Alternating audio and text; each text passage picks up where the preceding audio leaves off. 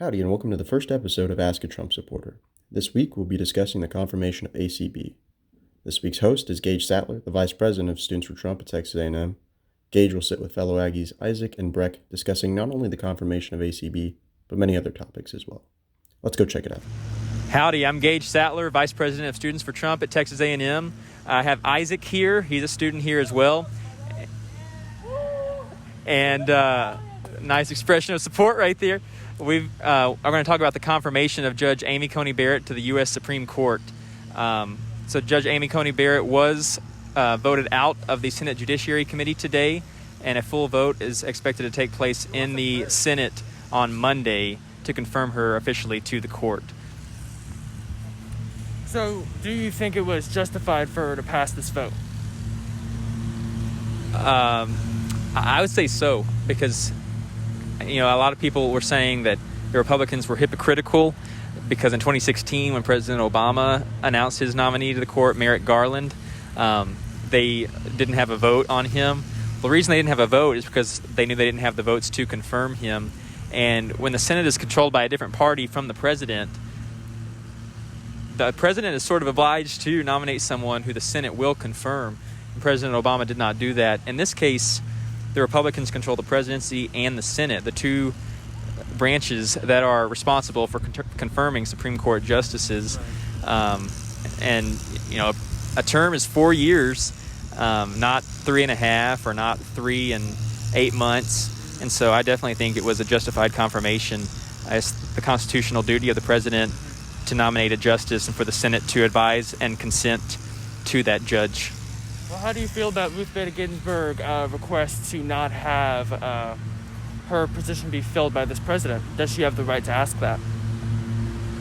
I think she certainly has the right to ask that. I admire Ruth Bader Ginsburg tremendously for her trailblazing in terms of women in the field of law. When she attended Harvard Law School, there were very few women there. I think she was one of just several in the entire school. And then she undoubtedly made very transformative decisions, agree with them or not.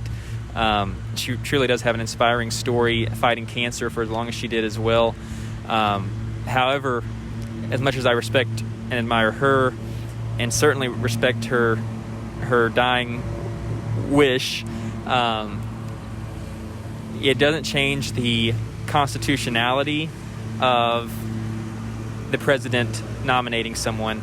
There are many Democrats who don't want him to do this, but again, that doesn't change the fact that as the elected president of the United States, he not only has the constitutional ability, but it's a real duty, because we have an election coming up, and I think personally that it's sort of dangerous to have 8 justices on a court when we could have a Bush v. Gore situation where there are mail-in ballots that are questionable, and if we have a stalled court that's 4-4, that could throw our country into sort of chaos. If the election it remains undecided for that long. And so another thing, I don't like to, promote conspiracies, but I don't know if this is really a conspiracy. Given what we've seen from the Democrats over these past 4 years, where they have relentlessly investigated President Trump, whether it was digging up fake dirt on him supposedly working with Russia to be elected president, it's been confirmed that dossier, that compilation of material, was funded by the Democratic National Committee and has been largely debunked, or whether it was impeaching him over a phone call and for doing something that really he didn't ever physically act on. They said he threatened to withhold funds. He never withheld the funds.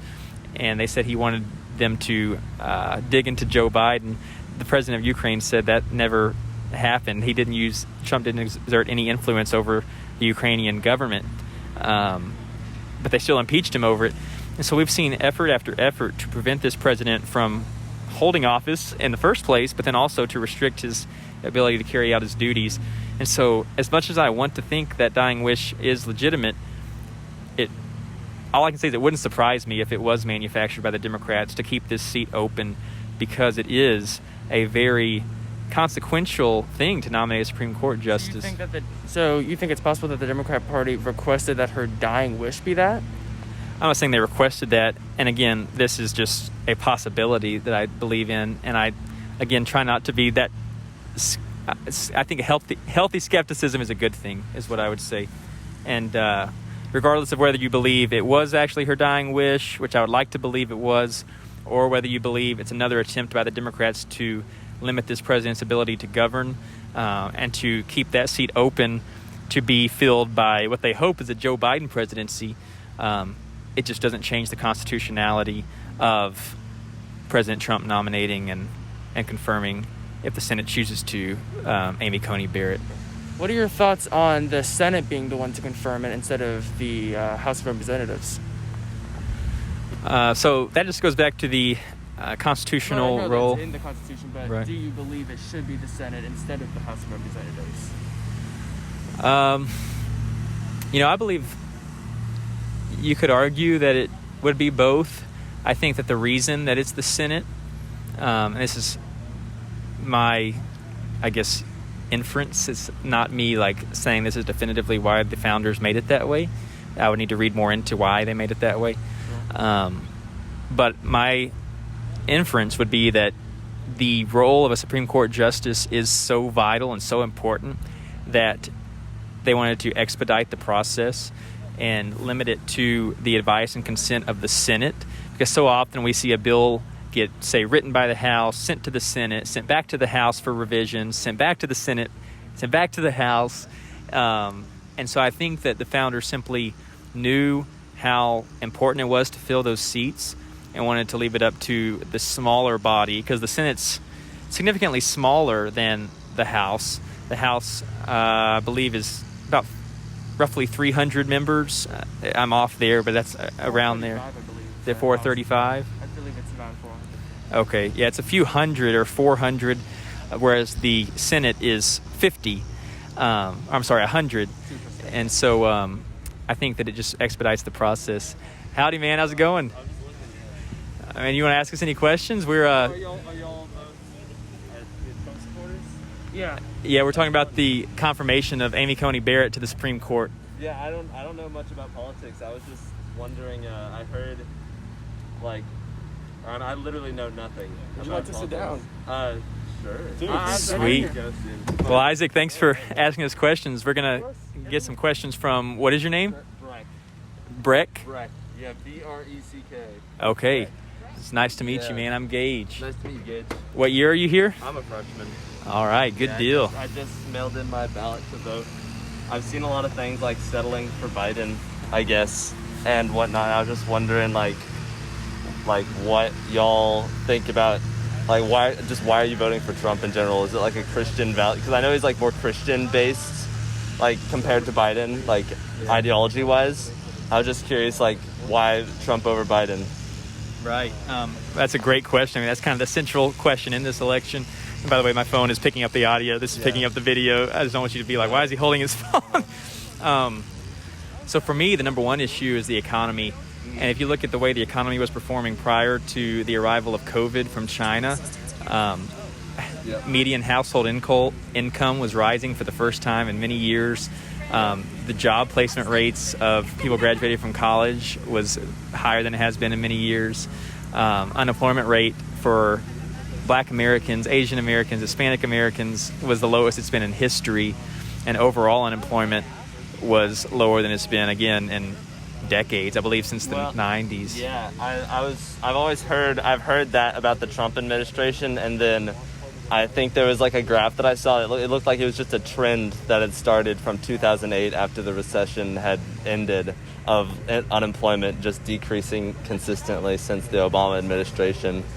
And I mean, I guess that's a good thing, but crediting it to Trump is just an interesting decision, in my opinion. Yeah, so there's no question. I mean, the economy certainly began its recovery under President Obama. There's no question. Like you said, if you look at the charts, the thing is, it was a very slow recovery, and the economy sort of didn't have anywhere to go but up. I mean, if you look at how down in the trenches it was, and you can certainly give President Obama credit. I mean, there were people who were saying let Detroit go bankrupt, like the car companies. There are some who might still argue that. Frankly, I don't know enough about it, but I do know they stayed in business, which I think is a good thing. Yeah. But once you saw President Trump take over, the recovery just was sort of, I guess, expedited or amplified. You saw the stock market reach new heights that it never had ever. I mean, the Dow Jones and the S&P 500. Yeah, I believe it has broken several records since President Trump's been in office, and that just shows that people were investing. And a lot of that was initiated by, within his first few months, he signed the Tax Cuts and Jobs Act, which was to stimulate the economy. It was the largest tax cut in history, and a lot of Democrats, like you'll hear Joe Biden say, well, it all went to the top, 1% or however many percent. But actually, if you look at the statistics, the average American family, I believe, got $2,500, or I don't want to say the wrong number, but somewhere around there, a couple grand to more than a couple grand reduced in taxes per year, which is pretty significant for most people. So yeah, you just saw this new investment taking place in our country. Several companies moved back from overseas. It was one of the cool things about that bill. I'm an economics major, so I read all about it. I'm not an expert on it, but I read a little bit. And there's this clause, I can't remember what exactly it's called or what they refer to it as, but basically when a business was located overseas, they had to pay the tax rate of that country as well as the American tax rate. And I can't remember by what mechanism specifically they did it, but I believe they either reduced the taxes on that repatriated income when they bring it back to the U.S., or they eliminated it. But people are able to bring that money back into the U.S., whereas before, to avoid our taxes, they would keep it in that foreign country instead of bringing it back here and investing it in the United States. So that's one of the coolest things. Yeah, just speaking of taxes, I also literally just scrolling on Twitter, seeing things I found out today that blank paid more taxes than Trump this year. I've seen a lot of just from different media sources information saying that Trump did not pay a lot of taxes and was able to, I'm sure somehow legally avoid taxes. Do you think that's moral, or in it I don't know. I don't know much about it. That's literally just me reading headlines. But at the same time. Yeah, I saw a lot of the same thing. There were supposedly a year or a couple years where he paid $750. Yeah, that's what I was about to say. Which, given the fact that he's a billionaire, is eye-popping for sure. I'm not going to pretend to know accounting. I don't know accounting. I've had to take a couple classes, but I believe in the same article, I think it was put out by the New York Times. It says also that he paid quite a few millions of dollars in taxes in other years, and so, like you said, I'm sure he had some of the best accountants, given the fact that he's wealthy enough to pay them. And I know there are sort of methods by which you can pay more in other years so that it carries over to the next year and you don't have to pay as much in that year. My inclination is to believe it was something to that effect. Now, at first glance, it doesn't look good. He paid $750. I don't think enough has come out about it to make a definitive judgment. But I know he said basically what you said, this was all legal. My accountants took care of this. They did do everything they could to save me money because he was a businessman. That was his main goal, was to make money. Sure. But one of the interesting things about Donald Trump, and this is something that I don't think the media would report, because I think people on both sides of the aisle, even more left-leaning people, can look at the media and realize that it's biased toward Democrats, with the exception of Fox to an extent. But I visited Trump Tower 2 summers ago, not this past summer, but the one before.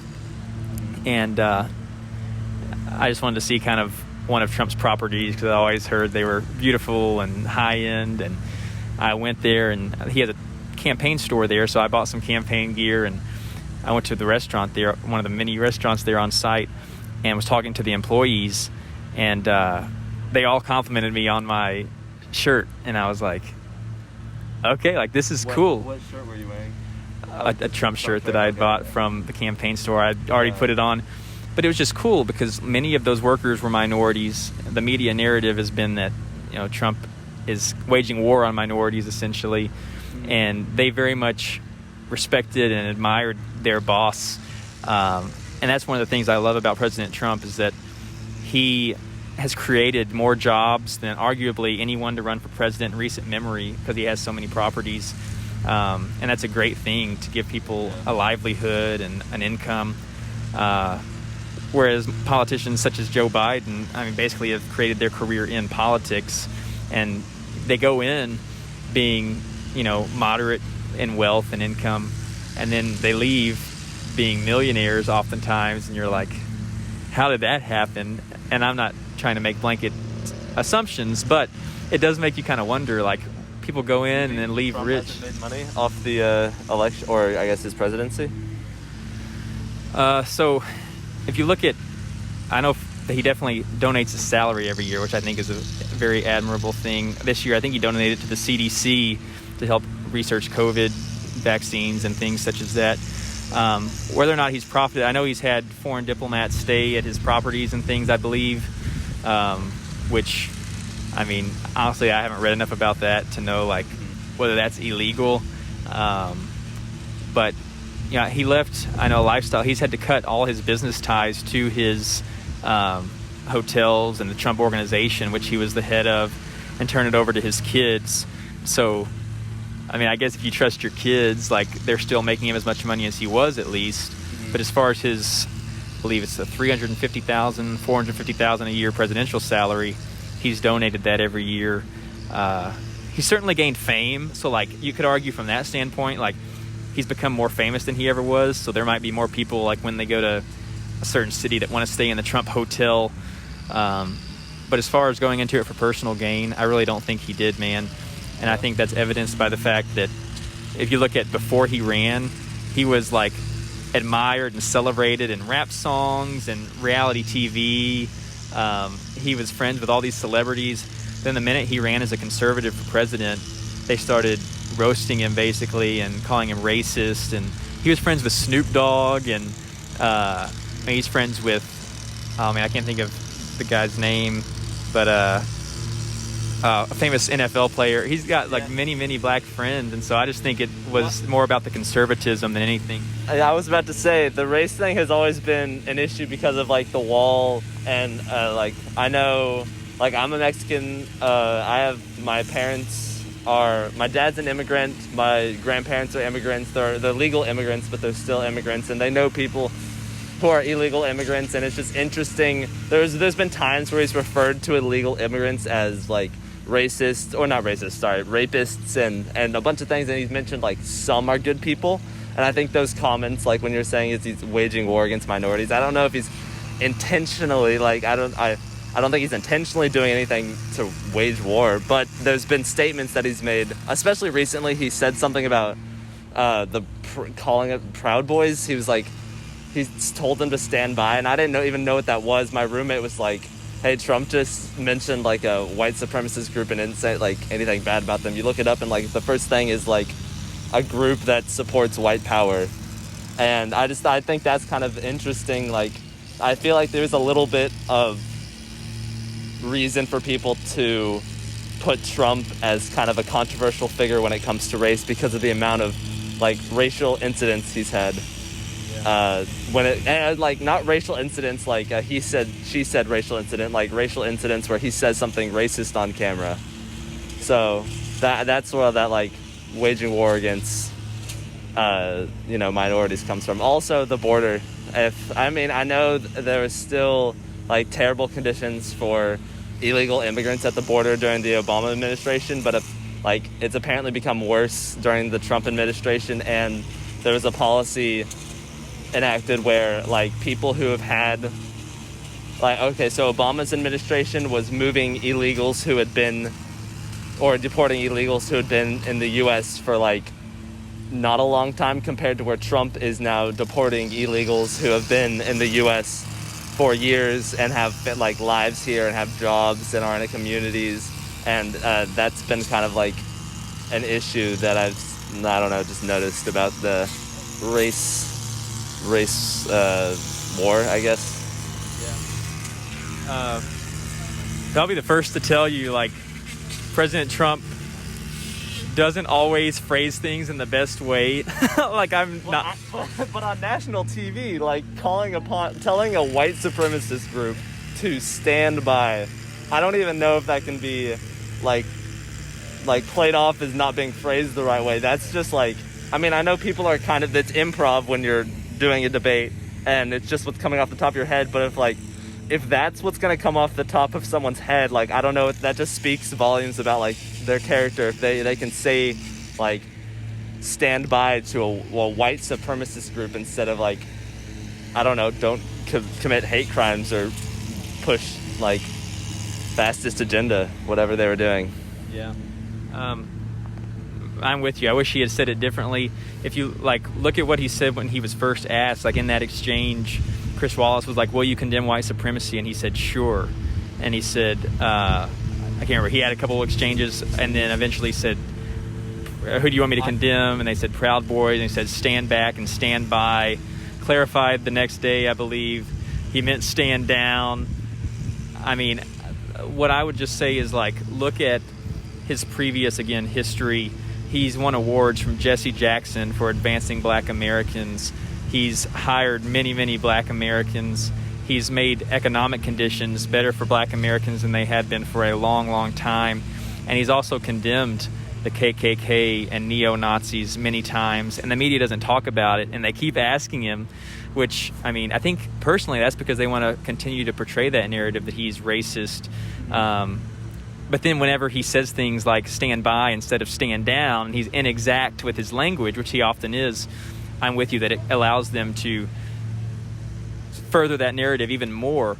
But I mean, he's said before, like, Joe Biden always references his comments about Charlottesville, where there was that protest about removing the Confederate... Nice people on both sides or something. Yeah, and if you listen to the full comments, he says there were good people on both sides, and, like, to be honest with you, I don't know if there were, like, good people on both sides. I wasn't on the ground. Like, I'm sure there were people protesting, if I can imagine. I think it was protesters versus, like, I mean, I'm sure the protesters weren't being, like, super peaceful, but neither were, like, the white supremacists on the other side of that incident. And the controversy, I think, comes from referring to people who are seen more as, like, civil rights activists, like modern day civil rights activists, versus white supremacists, and saying that, like, both sides are equally okay. I think a car went through a group of people, so that was, like, really rough when he called both sides, like, having nice people, because that's another race incident. I feel like it's not like the media is portraying him as racist, but I think Trump's portraying himself as racist.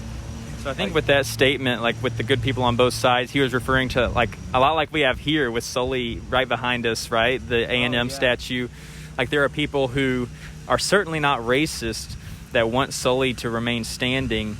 There are probably people who are racist that want Sully to continue standing for reasons other than the non-racists want him to continue standing. And so I think that's what Trump was referring to when he said there are good people on both sides of the monument argument. Yeah. And then if you listen to the rest of those comments, though, Biden often quotes him as saying there are good people on both sides.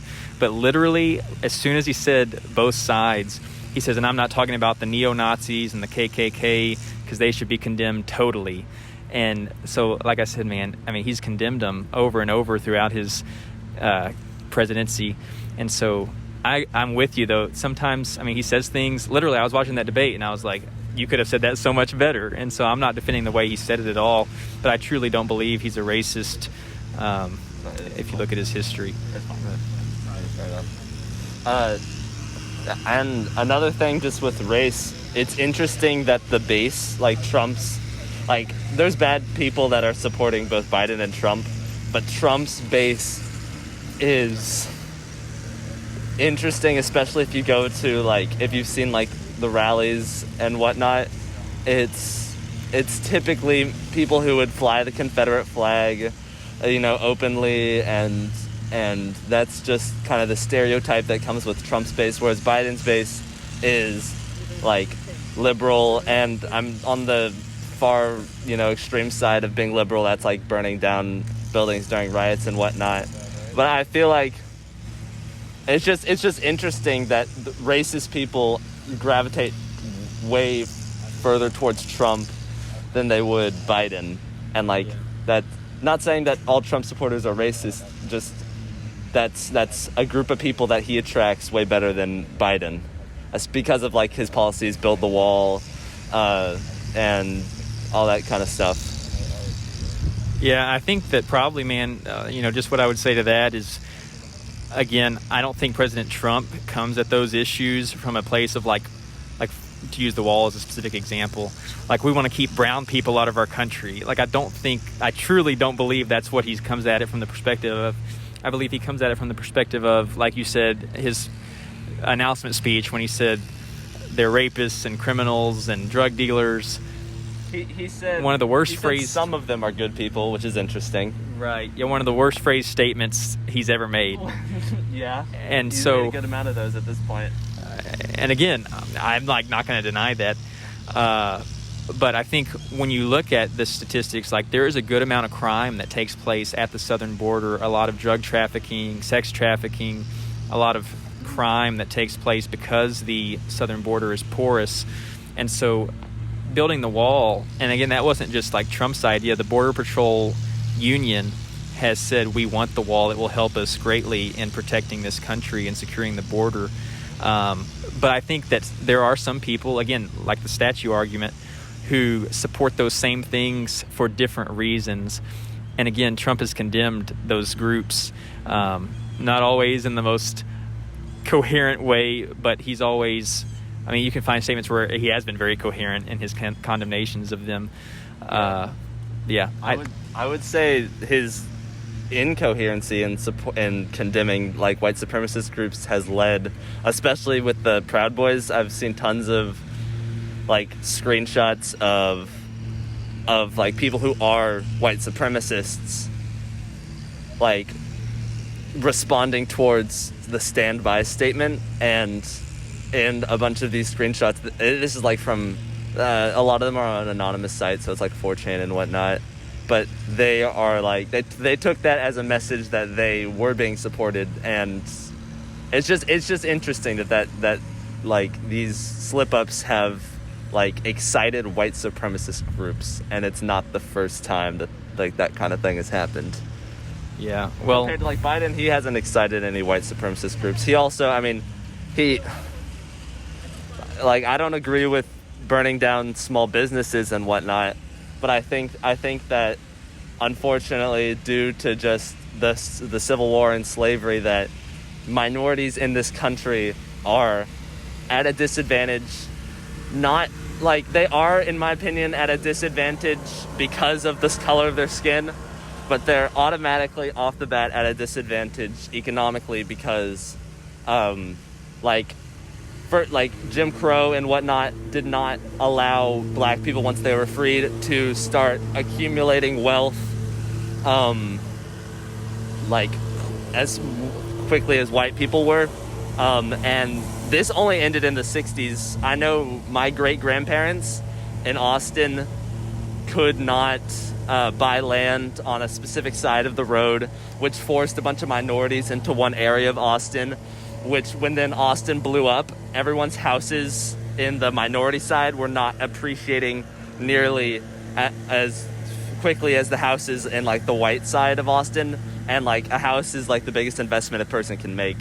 And it's just like this has been the case a lot around a lot of areas in the U.S. So like black families in general are not, they don't have, I'm not saying all of them, but there's obviously plenty of exceptions, but like statistically speaking, black people are more likely to not have the inheritance and like the wealth that a white family has just like when they enter life, pretty much.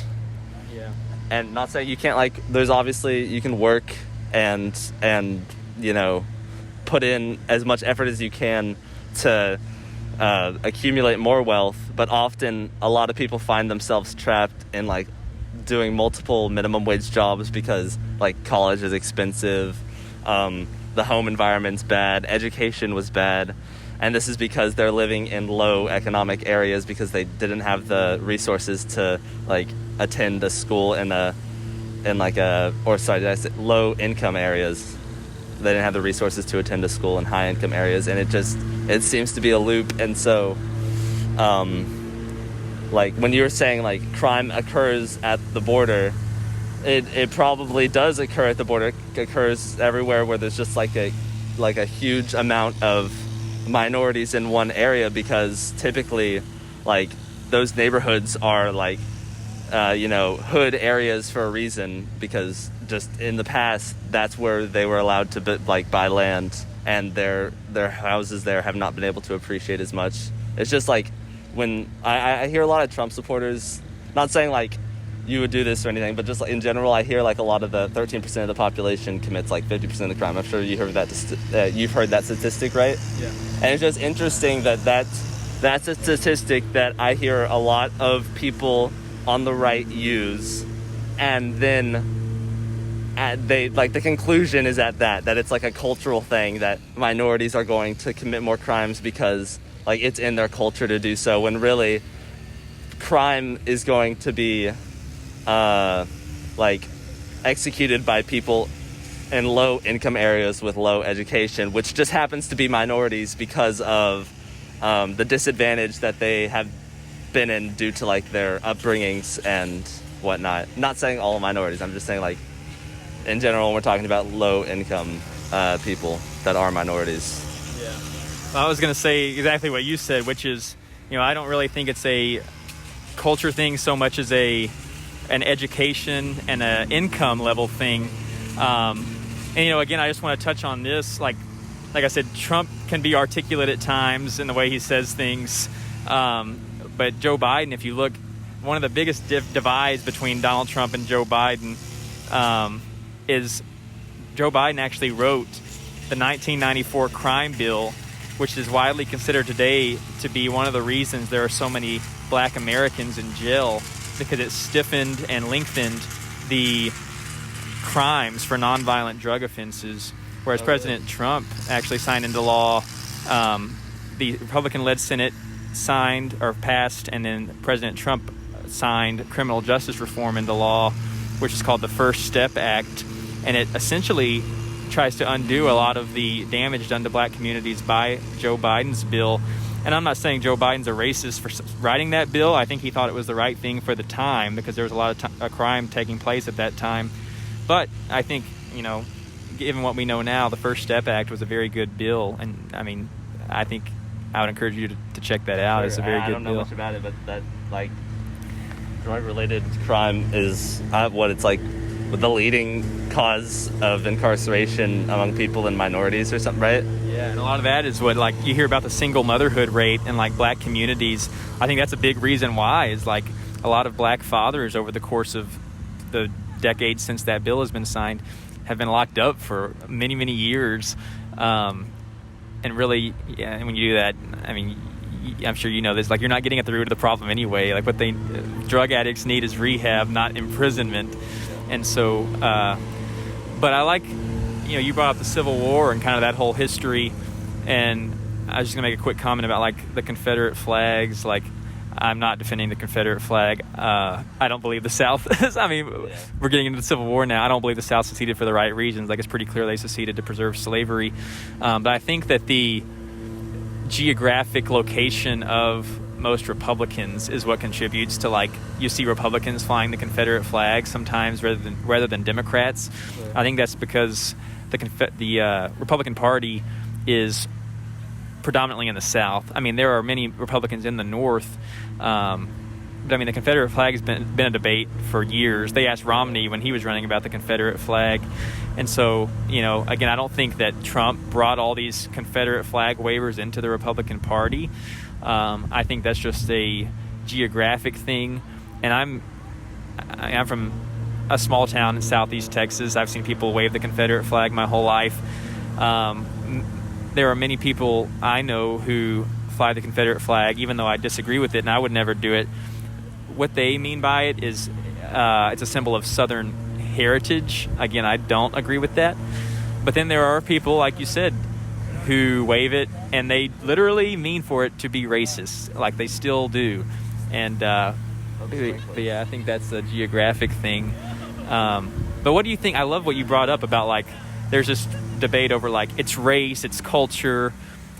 I'm with you. I think it's in like education, which leads to income growth, and if we can give people in minority communities a pathway to a better education so that they can make a better income, it will alleviate a lot of these crime problems that we see.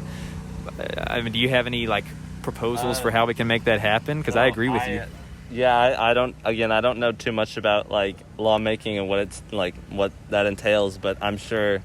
I personally think that higher taxes on people in the 1%, 2%. Like, I know that I don't even know what the numbers are, but it's like a crazy amount of like the percent of America, their wealth is equal to like the number, like the 1%. Like, I don't want to say it wrong, but it might be like somewhere around like the 50%. All their accumulated wealth is equal to the 1%. And so I feel like higher taxes, and I know taxes have been consistently being raised on the wealthy, but like, I'm trying to think of like ways money could be, put into education in lower income areas. And I mean, that seems to be like one of the best options is like just tax money. And like, you're going to get that from people who just have a lot of money. And a lot of the times people who like are super wealthy, they're there because of hard work, but they're also there because of like just life will like give you luck. Sometimes you're unlucky, sometimes you're lucky. I know that there's been plenty of entrepreneurs who start a business and they like, it's a good idea, but it's not being presented well, or it's not being presented at the right place, and that's unlucky. But you take like Jeff Bezos, and he started, his company wasn't even like delivery, it was something else. It was like, I feel like it was, I don't want to get it wrong, but he started his company at the right time. He was there at the right places. Books, yeah, okay, that's what it was.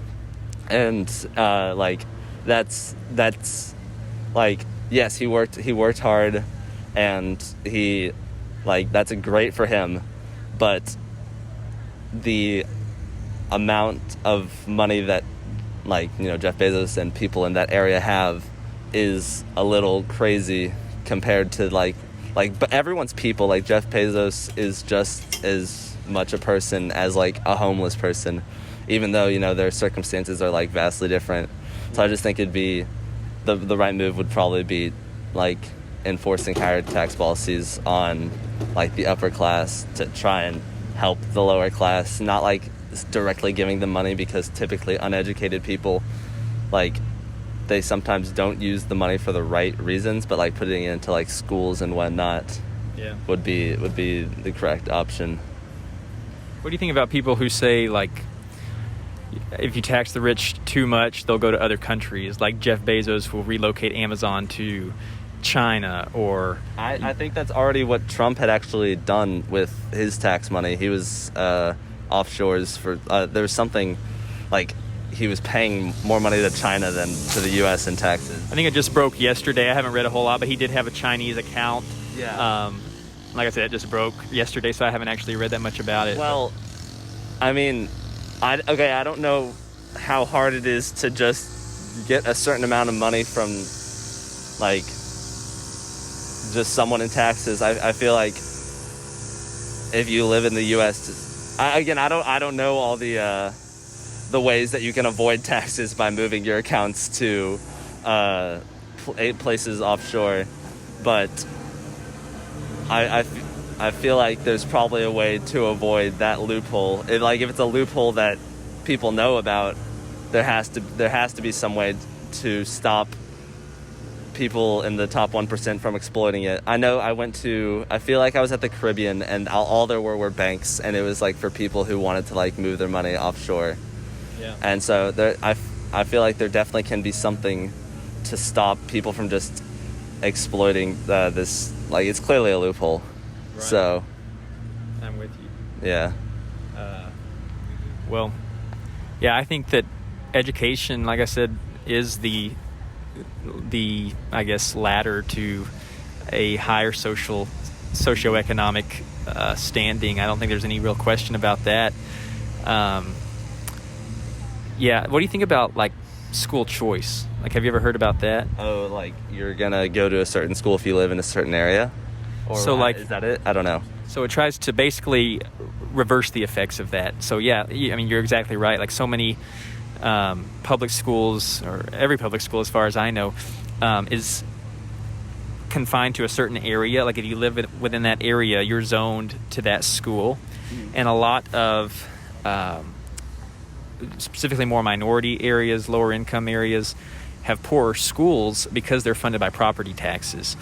And there are all sorts of historical reasons, from like redlining, which is where, like, back in the day, several decades ago, like, Black Americans couldn't get loans from the banks to invest and buy homes in those areas where they lived as easily as white Americans could for their areas. But because wealthier people don't live in those areas, the schools are poorer because property taxes are lower. School choice basically says you can go to the school of your choice, whether it's a charter school, which are publicly funded schools, but they're not your traditional public schools, or you can get a voucher for a private school, and basically that's to promote competition. And a lot of Republicans are for that because they say competition boosts efficiency, boosts quality. It might lead to wealthier people being willing to live in those areas and invest in those areas if their kids don't have to go to that school. What do you think about that? There's no right or wrong answer. I mean, I'm just curious. I'm not too educated on the topic, but I feel like the school choice thing would probably leave, like, a lot of schools completely deserted. I think, honestly, I don't know how things work with distribution of tax money, but if public schools could all receive, instead, like, a wealthy neighborhood should be funding, like, the school that their kids are going to just as much as the, like, school in the hood, a couple miles away. And same thing like that, the people who are paying taxes in that area, their money should just be distributed evenly, so, like, I don't know, maybe it'd become, like, more of a, like, just an even playing field. Yeah, even playing field for students. Yeah, one proposal I read recently, actually yesterday, was to detach public school funding from property taxes. I think that might be kind of what you're talking about. Like, I don't know how that would work, but like I said, I mean, that's one of the predominant reasons that there's such a disparity between low-income schools and high-income schools, is that the money for the school oftentimes comes from the people in that area. And if properties are worth more, the school's going to get more in revenue. I think if you look at, like, between American universities, there's quite a bit of competition between public, private. I mean, there's, like, a myriad of institutions you can attend, and we have some of the best universities in the world.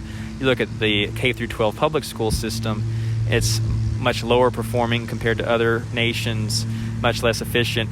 And so I think there's no doubt, like, we need reform there to, like you said, level the playing field, preferably, like, bring the lower performing schools up to the standards of the higher performing schools and make that the playing field. But yeah, I definitely think, like you said, that's the way to a higher socioeconomic status. It's just a matter of how we go about reforming that. Interesting. Yeah, and I was just thinking, like, about solely in the Confederate flag. You were saying that, like, people are flying the Confederate flag for, like, Southern heritage reasons, and some people, and I just think that's interesting, and not interesting in a bad way. When I say interesting, it's, like, interesting in a bad way typically, because, like, when someone says Southern heritage like that, it's just like the flag originated from a war that was caused because one side of the U.S. wanted to keep people enslaved. And it's their heritage. If you're going to say, like, Southern heritage, their heritage is based on being opposed to letting, like, black people be free. Like, that's where the Civil War is about states' rights, but it's their states' rights to the state's rights to own black people. And I just, like, same thing with Sully. I'm honestly split because as like, I'm Mexican but also white, and I'm definitely not like black, obviously, but he's a Confederate general, right? Correct. So he was arming men, and he was willing to like lay down his life to preserve slavery in the South. So like, I could see as like a black individual walking past him on his college campus, like that's a reminder that in the past there were people who we are like, I mean, that's a pretty cool statue. So there's people that we're kind of like glorifying that would literally, like, if he turned alive today and he looked around, he'd be like, what's going on? Why are there black people here? I thought, like, where's our plantations? You know, like, he's not something that as a black individual would look at and like feel comfortable with. Like, he literally was fighting to keep their great is it like what, like their ancestors in chains, which is just an interesting. It's a bad thing in my opinion. I don't really like I know they weren't building the statue to reinforce like slavery, and the intentions, like he helped A&M stay alive while they were growing. That's what I was gonna ask you. Yeah, that's not the intention of the statue, but it's also, you can't walk past it without thinking about slavery and how the guy that we have on a statue, like, he would be a hardcore like racist, pretty much. He would want, you know, immigrants to go back to their country. I mean, that's what I'm assuming based on what he, like, just what a Confederate general, like, like, Confederate soldiers, like, not even all of them had plantations, but, like, the people who had wealth, they had plantations. Like, I'm pretty sure he was a slave owner, right? To be honest with you, I don't know if he was a slave owner, but he generally had to be up there. yeah, I mean, I know he was definitely a prominent.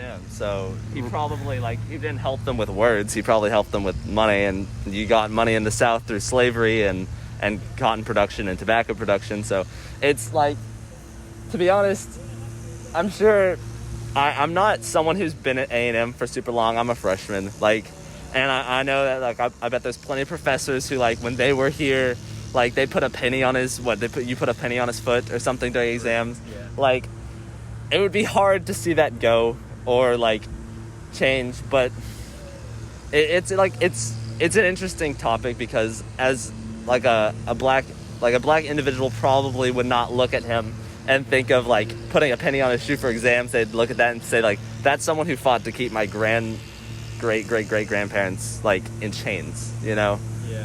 So what do you think about the fact that, like, because, like, there's no question, yeah, he fought for the Confederacy. I mean, almost, you know, I would be willing to bet 99% of people today would say, like, that wasn't a good thing. But you mentioned, like you said, he was one of the reasons A&M didn't go out of business. I mean, I don't know what the proper term for an educational institution would be. And he established the Aggie Band, and I believe he created the Aggie, I don't know if he started the Aggie Ring or not. But yeah, he instituted a lot of these traditions we see today, and he started Prairie View. And, like, there's some controversy about, like, whether he did that to keep blacks segregated from. I don't even know what Prairie View is. Prairie View A&M. It's a predominantly black university, not too far from here, maybe an hour. I'm not sure exactly how far, but some people say he did that to keep black students from attending Texas A&M. This was after the Civil War? Yeah, so he was president of A&M after the Civil War. Okay. But I've read that he actually did that against a lot of Democrat, because he was a Democrat. A lot of people in the South were Democrats at the time. He did that against a lot of Democrat lawmakers, state lawmakers' wishes. They didn't want to establish Prairie View. So what do you think about the fact that he did that against? I mean, that was, I guess, sort of progressive for the time. Like, may not be for today. So the school was like, only blacks can be here? Or was it just like a school that was not as... I don't know much about... I didn't even know Prairie View existed, so... Yeah, so I don't know if it was a form, like, with the stated, like, requirement that you be black to attend, but it was created as an institution for black students, and, like, I fully believe like it probably was created in part because a lot of people didn't want black students to come to A&M at that time. But do you think he deserves any credit for being somewhat progressive for that time and establishing a black university when many people didn't even want to do that? Well, again, not progressive for today's standards. Like today, we obviously want black students here. But what do you think about that? Well, I know that like after the Civil War, I don't even know what years this was happening. I think it was like, man, A&M was founded in 1876. I believe he was president in the 80s. Oh, in the maybe 80s? The 90s. I don't want to get that wrong. For real? I don't want to get that wrong. That changes. I was thinking like, yeah. It was a while back. It all depends on the time because there was, I don't know the year, but there definitely was a year where segregation like that was like made illegal. Like, so. Yeah, Brown v. Board of Education. Yeah. So, like, it really just depends on, if they had the option to like not make a school for black students or something like that, then that changes things. But if they did not have an option and that was like a cop-out to keep like A&M students white only, then I feel like that wouldn't mean anything if like they kind of had to, because there could, like, it would be like A&M but at a distance. Like, it's technically A&M but it's not. You know, so I that really depends on the year and what they could have done with black students, because I don't know. But I think in general, just like knowing that a Confederate general is there, it's just like without even thinking about what he's done or the person, like, you don't want to have to rationalize like a Confederate general to be like, well, he was definitely racist, but not as racist as all the other racist people were at the time. Like, so he's like, okay, like he fought to keep my, grandparent or great ancestors enslaved, but not as much as the other guys. Right. So it like, I could see how definitely it would make a lot of students feel uncomfortable. And that's not something that, like, I know, like, people in general want to do, is remind, like, black people of the terrible history that, like, their ancestors had to go through. Yeah. So I think there are two sides to the like pro-monument argument. I think there are people who say, like, we want history to be preserved. Like I look at Sully and I recognize exactly what you're saying. Like, he fought for a cause I very much don't believe in. He also did a great thing in preserving the university that you and I both now go to. And so I look at Sully and I'm like, yeah, I don't agree with everything he did, but I don't want the role he played in history, good and bad, to be forgotten or overlooked. And I believe when I look at a monument, like, there's certainly a bit of, reverence paid. Like, when you look at a monument of someone like George Washington, who did such a great thing in helping establish the U.S., like, there is a level of reverence. But I also feel like a statue at its core is for remembrance. Like, this person played a pivotal role in history, and if we erase those monuments, then it's easy to lose track of where we've been. Like, you can look at Sully and be like, wow, black people have come a long way. Like, I think the black American story is very inspirational in how triumphant that group of people has been. And so what do you think? And there are people, again, the other argument is just the racists, who I'm not defending whatsoever. What do you think about the argument that I feel like most people have, who are on the pro-monument stance, that we just want to see history preserved and remember the good as well as the bad, oftentimes so we don't repeat the bad? Well, I do, like, history should be preserved. Obviously, we don't want to forget what's happened, but I don't know if that monument is a great way of, like, balancing preserving history while being, like, respectful to, like, yes, he did, like, save the university, but at the same time, no one would be making a fuss if he didn't cause the controversy of, like, that's a reminder of what America was, like, literally not that many years ago. So, I, personally, I'm not black, and I don't, I don't look at that statue, when I walk, now when I go by, I see a gate, and I think, controversy. but, It's kind of hard to before forget. before that, I probably would not, I didn't even know. All I've been told is he was the president. When I was visiting here, they told us, you put a penny on a shoe and all that, you hope for good exam grades or something like that. But, as if, the instant I found out he was a Confederate general, then it was, that's all I can actually think about when I, look at this, display. There's a camera, there's a fence. It's not pretty, obviously. And I don't know. I can't, I don't feel the emotion that I think that other people are feeling when they look at him, because, he didn't fight to keep my ancestors enslaved. So I, genuinely, I can feel empathy and I can see where they're coming from, but I don't feel that. So I think, I don't know, preserving... It's just interesting that, we can preserve history in other ways. He's not going to be forgotten, obviously. No one here is going to, say Sully, and then people are going to be who's that, in a couple of years.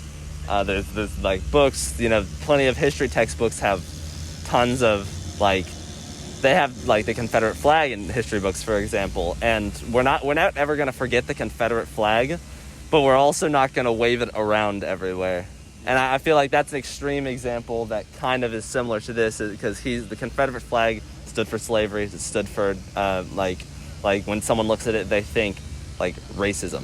When I see the Confederate flag, the connotation that comes with it is just racism. I don't think about, Southern pride. I don't think about, whatever heritage someone had in the South. I'm thinking about racism and division. And I think now that people have recognized that that's a Confederate general... Again, I'm a freshman. I literally don't, I can't speak that much, about, so I haven't even put a penny on his shoe or whatever. I can just see how a Confederate general in the dead center of campus, on top of being in, Texas, that's the southern state, just, it can't feel too great to walk by, and, black people aren't looking back there and they're I'm glad he saved the university. They're thinking, he fought to, keep my ancestors in chains. So, I don't know. He didn't fight to keep my ancestors in chains, but at the same time, I can, feel empathy for the people who see that. Yeah. And that's all they see. And it's, a reminder. And I would not want to be reminded of my ancestry goes back to, Aztec people. And so, if there was something here that was, the Spaniards who came and pretty much gave my ancestors diseases, and then proceeded to rape all the women, and that's where we get kind of Mexicans nowadays, is a combination of the Aztecs and the Spaniards. That's not something I'd want to be reminded of, necessarily. So, but it's not here. That's here. I think you make very good points. I think there are good points to both sides of the argument. I think it's a debate that we're going to continue to have as Aggies, and it's a good thing to have discussions about it, and to continue to dig into the history of not just Sol Ross, but every historical figure who made a mark, made good and bad decisions. And I'm going to continue to research, as I'm sure you will. I'm with you. I always thought that the heritage defense of the Confederate flag was, to use your word, interesting. Yeah. I always thought, I don't know, I don't consider that my heritage to, like you said, defend slavery, because that was, you read the documents of secession for most of the southern states, and they all expressly mentioned defending slavery was their intention for seceding. So I've never considered that, my heritage. It's definitely a part of southern history. There are a lot of other aspects of southern history I'm more proud of that I would say are my heritage. So I've certainly never looked at that as my heritage. And you don't same kind of a similar thing is you don't see Germans waving Nazi flags, at least kind, sane Germans waving Nazi flags and saying this doesn't mean we were killing Jews. This means we were just being prideful of what we thought was going to be a revolution. Like, Yeah, I feel like history. it is part of their history. It's not a proud part of their history, and I don't think that slavery, well, obviously slavery is, I don't think anyone thinks slavery is a proud part of American history. Yeah. But it would seem when waving a Confederate flag that you are like a little bit proud, or like you don't feel like too sorry. It's not showing empathy, in my opinion. I think that's something like just like being a good human would be like showing empathy towards others. And I don't necessarily, like, for sure the Confederate flag is not showing empathy. I don't think he's showing that much empathy either, just because he stands for, like, he stood for the Confederacy. He also stands for, like, just A&M. But it's, like, both, and at this point, it's really hard. You can't, no one can look at that statue and not think about the controversy of, him being associated with the Confederacy. Well, man, remind me of your name. Breck. Breck. Yeah. Well, man. And yours?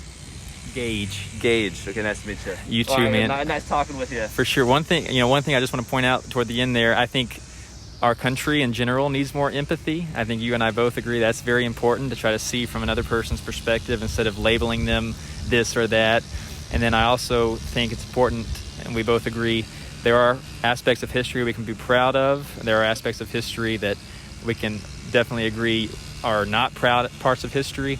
The important thing is we remember it all and progress to become a more perfect union in a national sense, but also just better people from a heart perspective, to respect one another regardless of race, background, sex, gender, any of that. We're all students here at A&M. We're all human beings at the most base level. We're all students here at A&M. We're all Texans, and we're all Americans.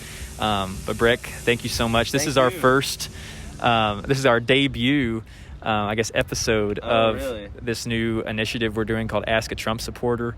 And we're just having students join us here on campus to talk about, we started off with the confirmation hearings for the Supreme Court, and then you and I just had a great discussion about a lot of things. So, well, thank you. Thank you for joining us, man. Yeah. And you have a good one. Are you going to keep doing this today? Or?